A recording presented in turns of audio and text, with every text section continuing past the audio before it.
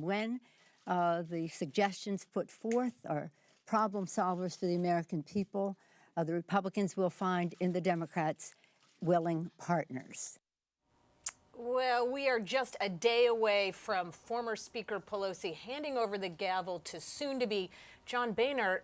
All that's missing now is a good old kumbaya and a big hug. Yeah, she's wearing a new hat there. It doesn't look quite as comfortable for her, but Top Line starts right now.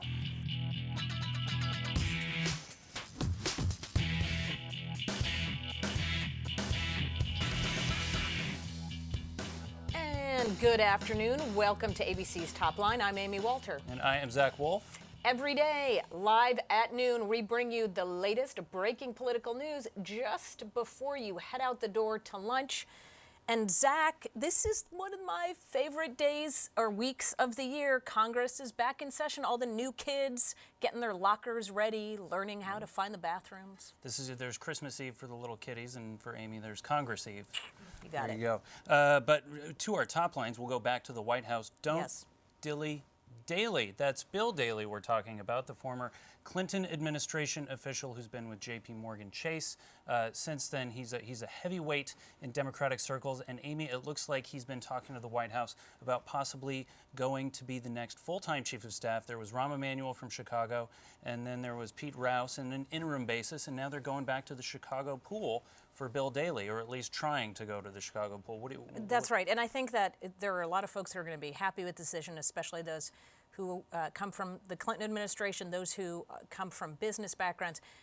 There's supposed to be some liberals who may not be very happy. We'll see if the grumbling really reaches a crescendo. But at this point, it seems to be getting a good response. On to the next top line, a healthy debate. Well, at least that's what Republicans are hoping. John Boehner set January 12th as the date when Republicans will vote on a full repeal of the health care reform. Already, Nancy Pelosi coming out this morning and saying they're going to repeal it is to do serious violence to the national debt and deficit. This is something, Zach, that is going to be one quick vote, but its implications are probably going to be long-lasting. That's right. And thanks to the CBO, the way they score things, it turns out that repealing the health reform law, even though most of it hasn't gone into effect yet, will actually cost money, which goes against some of Republicans' fiscal restraint. But also the other problem for them is the Democrats are going to look at this as an opportunity to relitigate the health reform bill. Some of those things that got glossed over during the original debate, the ban on pre-existing conditions, things they couldn't sell, they'll try and sell them again, and that might not work out as well for Republicans. That's right. Next up, stuck in Gitmo. Here's something where Republicans and Democrats in Congress agree they don't want to pay for detainees in Guantanamo Bay to come to the United States.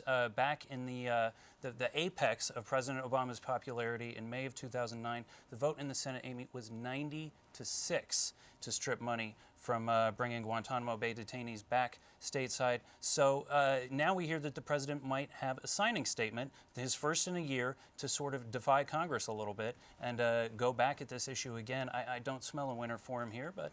Right. And what the administration right now is saying is we don't plan on not signing the legislation, but we just are basically putting a line in the sand to say we still have the opportunity and as the executive, the authority to make these decisions. As you know, this was a debate internally in the White House as well, with some folks, including the White House Chief of Staff, then Rahm Emanuel, suggesting this is not a fight worth having with Republicans on issues of national security, but we may be having it again. And finally, ISA wants to ice those regulators. Already we know that incoming House Oversight Chairman Darrell Issa is ready to have a lot of hearings over a wide variety of issues involving the Obama administration. Now there's reports that he sent a letter out to about 150 businesses, trade associations, think tanks, asking them if the new proposed regulations that are out there right now, proposed by the Obama administration, will negatively impact the economy and jobs. The good news, if you're Darrell Issa, is you're getting a whole lot of press and you are putting attention theoretically on the issues that your caucus is and your conference is very interested in.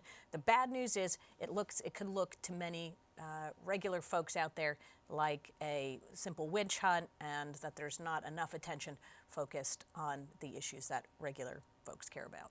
Well, and the one that interesting me is the FDA. It's that's a government agency that causes a lot of frustration for a lot of small food producers. But generally, the people might agree with food recalls when food is dangerous. So Republicans will be walking a fine line on that one. But let's go talk to a Republican up on Capitol Hill. We have Congressman Michael Burgess from Texas. He is a doctor. Congressman, give us your prognosis for this health reform repeal. Is it gonna become the law of the land, and you'll repeal the bill?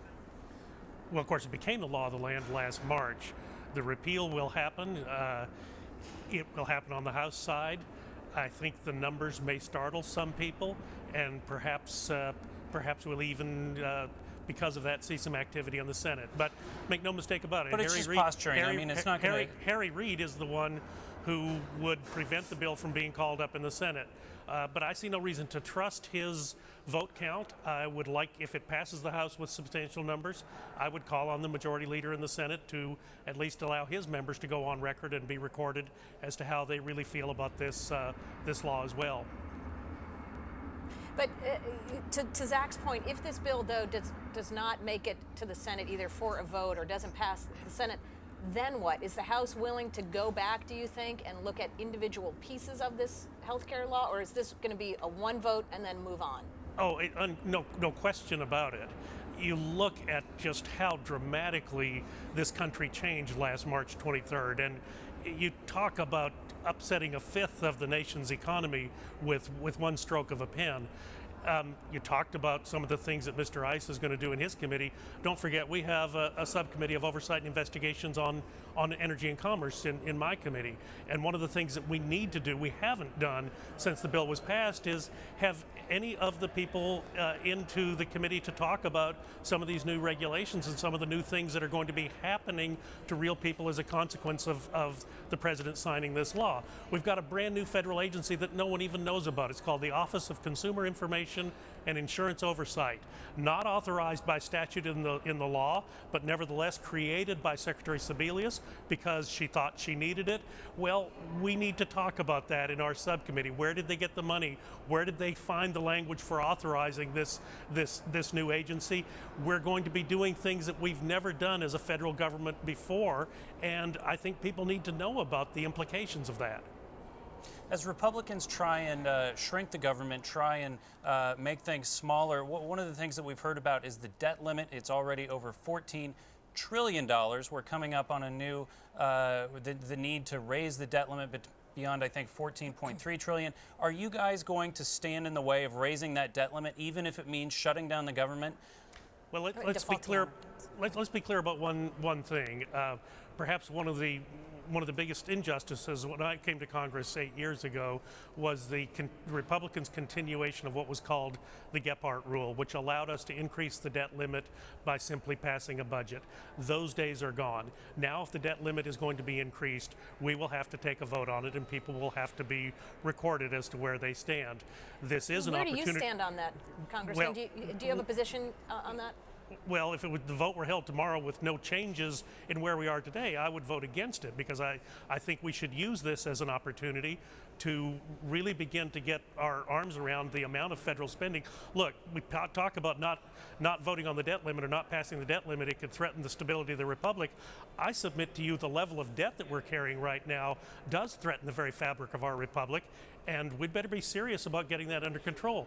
Does that mean cuts in discretionary spending? Absolutely. Does that mean cuts in so-called mandatory spending? Yes, and that is a place that we have to be prepared to go. I am waiting to see if there is with the degree of seriousness with which we are going to approach this. Just on face value, no, I don't want to expand the debt limit. I have voted for it in the past, and it was one of the worst things I ever did in my life. I will not go there willingly again, but at the same time, I do understand that this is our opportunity to really get some meaningful change in the way this country spends its tax dollars. And the president has to be willing to work with us. One last question for you, Congressman. We're running out of time here, but when you were here in September, you told us that you weren't sure if you would vote for John Boehner as Speaker. You said there were going to be a lot of new members coming in. You said, I think, let's wait and see about how you're going to cast your vote for Speaker. Are you going to vote for John Boehner as Speaker of the House? But look, we had a big election in November, and I think Speaker-elect Boehner was endorsed by a majority of voters in the country. I don't think you'll find anyone who's not supportive of Speaker Boehner on our side when the vote's taken tomorrow. All right. Well, So, short answer to your question, yes, I will be voting for Speaker Boehner. We like tomorrow. short answers. Thank you very much. Congressman Burgess, glad to have you. Have a great you. week.